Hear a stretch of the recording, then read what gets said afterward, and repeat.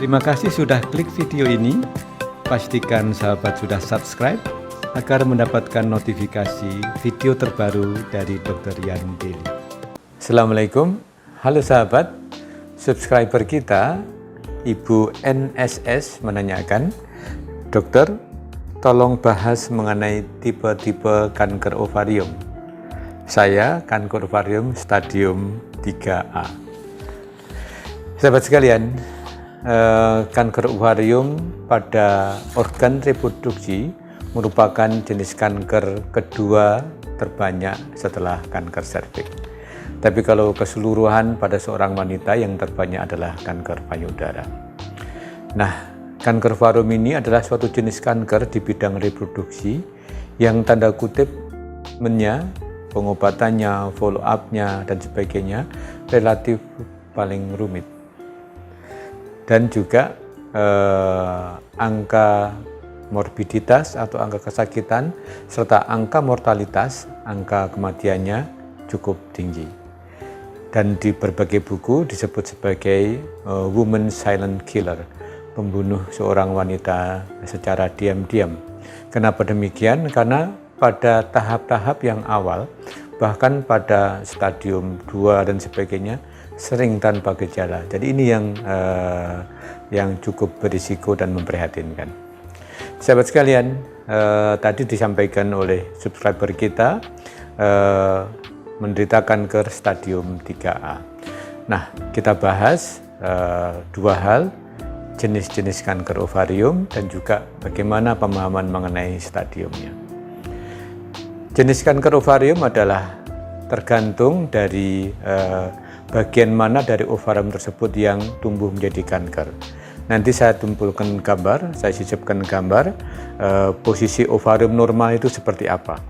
Ada yang rahim di tengah, kemudian ada saluran telur di kanan kiri, dan indung telur itu jumlahnya 2 di kanan dan kiri. Nah, ternyata dari ovarium itu bisa menjadi kanker dari beberapa bagiannya. Misalnya dari epitel atau dari lapisan terluarnya. Namanya kanker ovarium jenis epitel.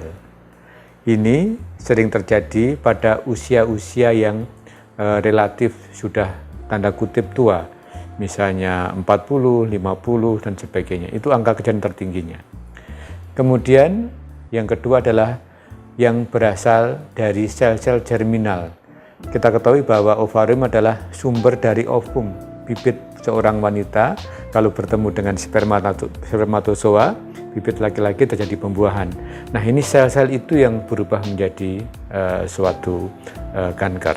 Itu kelompok yang kedua. Dan ini sering terjadi pada usia yang relatif muda. Bahkan pada teenagers, pada remaja-remaja yang belum menikah dan sebagainya. Kemudian yang lainnya adalah dari jaringan ikatnya. Dan kelompok ini bisa muncul terutama juga pada usia-usia yang lebih tua dibanding kelompok yang germinal. Dan itu pun masih dibagi lagi bermacam-macam. Misalnya, apakah cairan yang dimunculkan adalah serus, kan kalau kanker ovarium itu membentuk kantong membesar dan isinya berupa cairan. Dan kelompok tertentu itu cairannya jadi seperti air dan itu disebut serus. Sedangkan yang kelompok yang lain, nanti saya tunjukkan gambarnya, saya pilihkan yang sesuai, adalah cairannya musin, kayak lendir. Dan ini, dua jenis ini mempunyai prognosis atau mempunyai harapan kesembuhan, risiko kekambuhan yang berbeda. Jadi memang jenisnya berbeda-beda. Ada lagi sahabat sekalian, melihat kanker ovarium ini berdasarkan derajat diferensiasi. Artinya, suatu sel kanker itu ketika berubah, itu mempunyai derajat-derajat tertentu.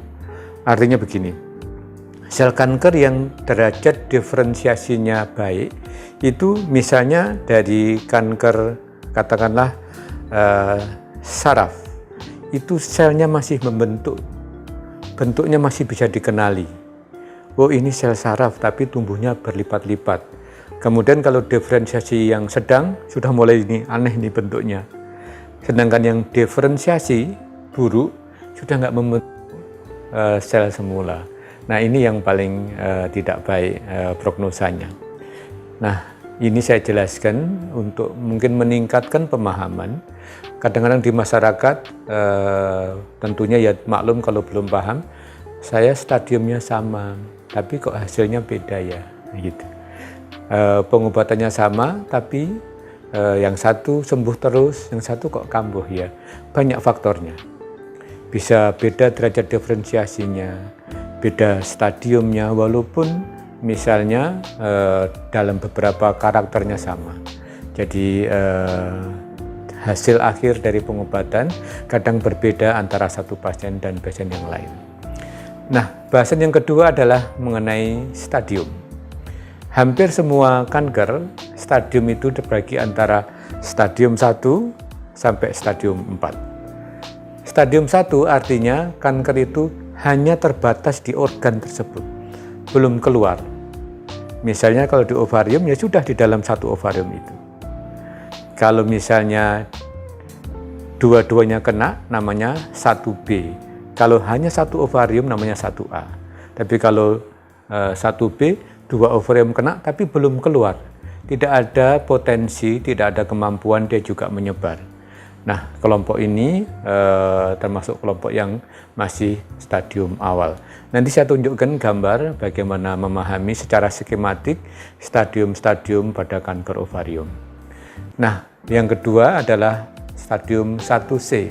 1C itu apa? Apabila kanker ovarium ini dari 1 atau 2 ovarium tapi sudah tumbuh di permukaannya atau melekat dengan usus, nempel di usus, atau di dalam cairan di rongga perut seseorang wanita tersebut ditemukan sel kankernya, atau pada saat operasi kankernya atau cairannya tumpah atau pecah ke dalam rongga perut.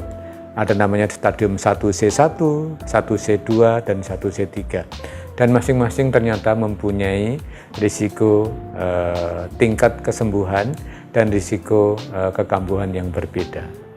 Kemudian ada stadium 2 kalau menular di sekitar rongga panggul.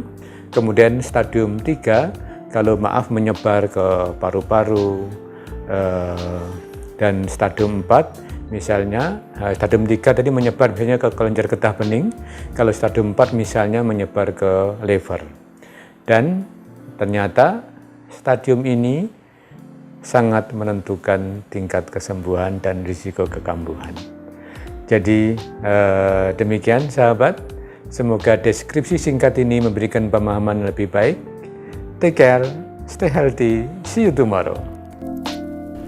Mari dukung channel ini dengan memberikan like, share, comment, and subscribe.